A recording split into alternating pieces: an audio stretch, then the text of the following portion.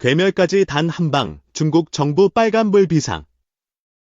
현무 -5 이어 현무 -6 스펙 실물 공개. 14톤 다탄도 위력. 미친화력 수소 압력탄.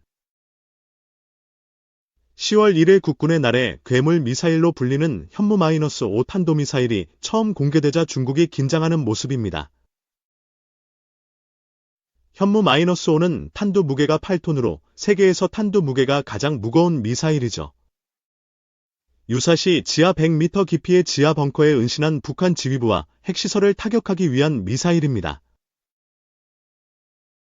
현무 -5는 8톤 탄두를 장착했을 때는 사거리가 300km이지만 탄두 무게를 2톤으로 줄이면 사거리가 중거리 탄도미사일 수준인 3000에서 5500km로 늘어난다고 하죠.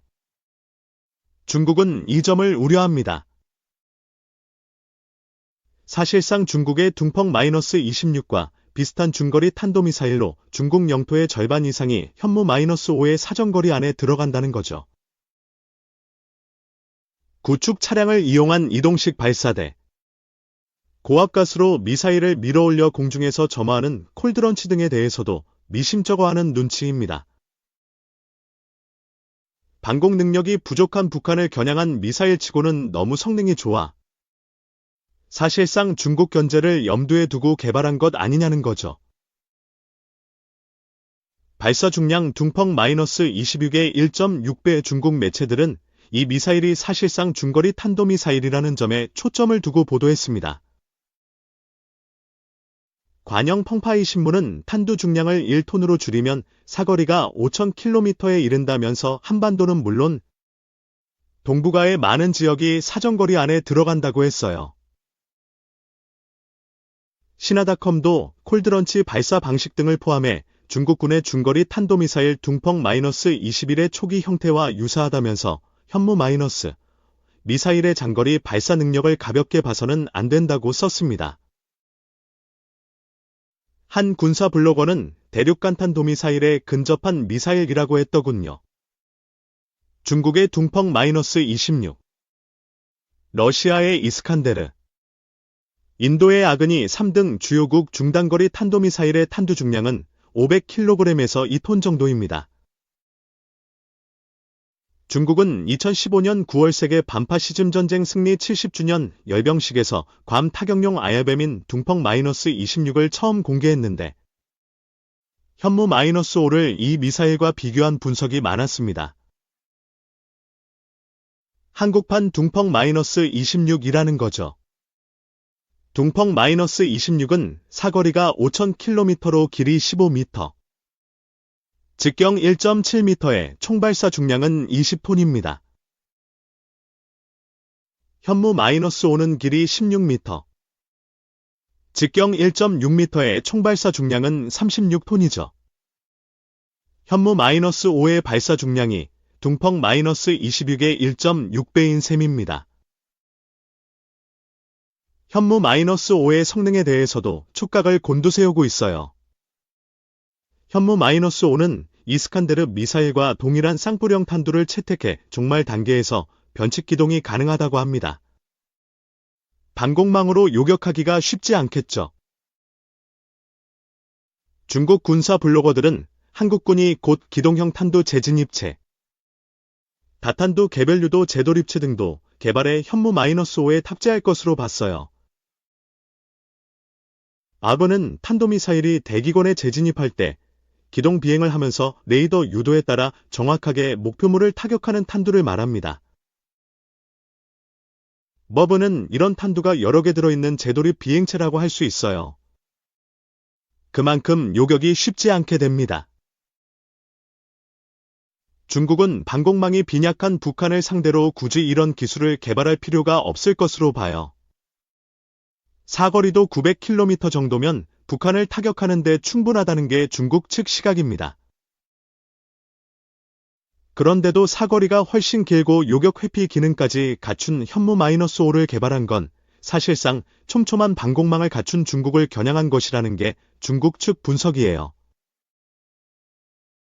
구축 차량에 설치한 이동식 발사대도 마찬가지입니다. 이동식 발사 차량은 전투기 공습 등에 대비해 발사 원점을 숨기기 위한 것인데 북한에 그럴 만한 공군력이 있느냐는 거죠. 콜드런치 발사 방식도 우려합니다. 현무-5를 잠수함 발사 탄도미사일로 활용할 수도 있다는 거죠.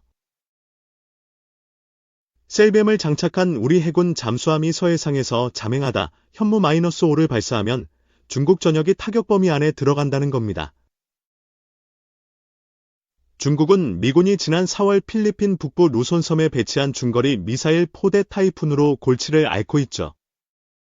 미국은 대만 침공 억지를 위해 오키나와 일대에도 타이푼을 배치하는 방안을 일본과 협의 중입니다.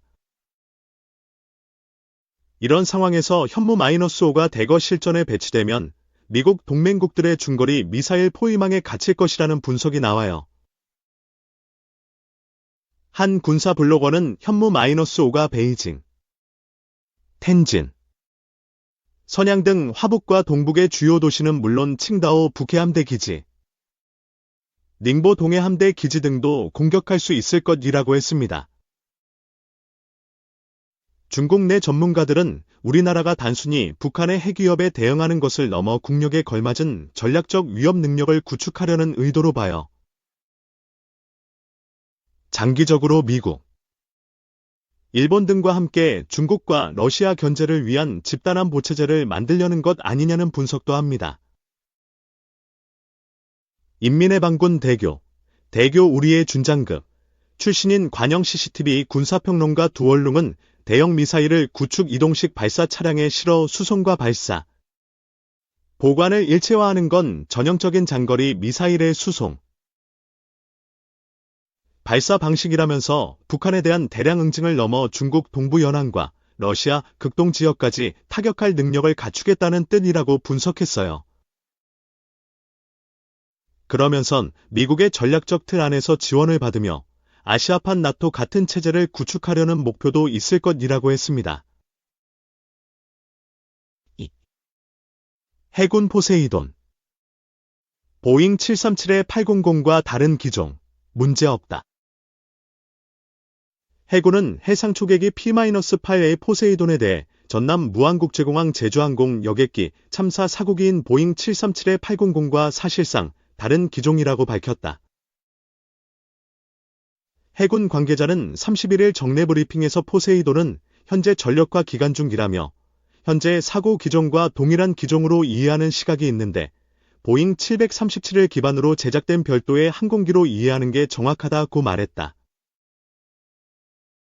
이 관계자는 이어 항공기 구조를 명확하게 설명할 수는 없지만 정확하게 737-800과 동일한 기종은 아니다며 737-800을 바탕으로 해상 초계기 임무 수행에 맞게 적합한 항공기를 만든 것이라고 부연했다. 또 현재까지 운용 과정에서 별다른 문제는 없었다고 덧붙였다. P-8A는 보잉 737-800을 토대로 하기는 하지만 첨단 항공전차 장비는 물론 날개와 엔진 등도 해상 초계기에 적합하게 개량한 것으로 알려졌다. 보잉 737-800의 항속거리를 연장한 B737-802S를 기반으로 하는 P-8A는 길이 40m, 폭 38m, 높이 13m로 임무를 수행하는 승무원은 9명이며 최대 탑승 인원은 22명이다. 대당 약 2,200억 원으로 대잠수함 작전과 대수상함 작전, 전자전, 정보 수집, 감시 정찰, 수색 구조 등 다양한 해상 임무를 수행한다. 장거리 X밴드 레이더와 고해상도, 디지털 전자광학적 외선 장비, 전자전 장비 등을 탑재하며 공대함 유도탄 AGM-84로 적 수상함 타격이 가능하다. 특히 대잠수함 어뢰 MK-54와 음향탐 지부표 120여 발 등을 장착 해상에서 적 잠수함을 탐지 추적 타격이 가능해 잠수함 킬러라는 별칭도 붙어있다. 국방부는 제주항공 여객기 참사를 계기로 군에서 운용 중인 모든 군용기에 대해 자체 특별안전점검을 실시하라는 지침을 각군에 하달했다. 이에 따라 해군은 다음 달 4일까지 P-8A를 포함한 모든 항공기를 대상으로 특별한 전점검을 실시 중이다. 공군도 보잉 737-700을 토대로 제작된 항공통제기 P-4를 포함해 모든 항공기에 대한 특별한 전점검을 실시하고 있다. 3. 군 북한 사천T급 호위함 건조 중. 리버티 코리아 포스트 홍승기 기자. 북한이 평안남도 남포에서 4,000톤급 호위함을 건조하고 있는 것으로 전해졌다. 수직 발사대도 갖춘 것으로 분석. 북한 조선중앙TV는 최근 노동당 전원회의 보도를 통해 김정은 국무위원장이 신형 함정 건조 현장을 방문한 사진을 공개했다. 군의 한 관계자는 31일 북한은 서해 남포에서 4,000T급 호위함을 건조 중이라며 함정 규모로 봐서는 함대지 미사일 장착이 가능한 것으로 추정된다고 밝혔다. 이 관계자는 건조에 앞으로 수년이 더 걸리고 전력화에는 10년 넘게 걸릴 수도 있다며 건조 및 성능 평가를 마치고 실전에 배치되기까지는 상당한 기간이 소요될 것으로 예상했다. 군 당국은 북한이 보유한 함정 중 가장 큰 압록급 호위함 1,500톤 보다 규모가 더 크다고 전했다. 외형은 중국의 054A급 호위함과 유사한 모습이며 배수량 4,000톤인 054A급은 중국 해군의 주요 전력으로 총 40척이 건조된 바 있다. 이 함정은 수직 발사대를 탑재하고 있어 대함, 대공, 대잠수함 전투 능력을 갖추고 있다. 또 수직 발사대에 의한 함대지 미사일 탑재가 가능할 것으로도 판단하고 있는 것으로 전해졌다. 외형적으로는 소나, 레이더, 무장 등 전투체계가 아직 완비되지 않은 상태로 보이며 군사협력을 진행 중인 러시아가 향후 관련 기술을 지원할 가능성도 거론되고 있다.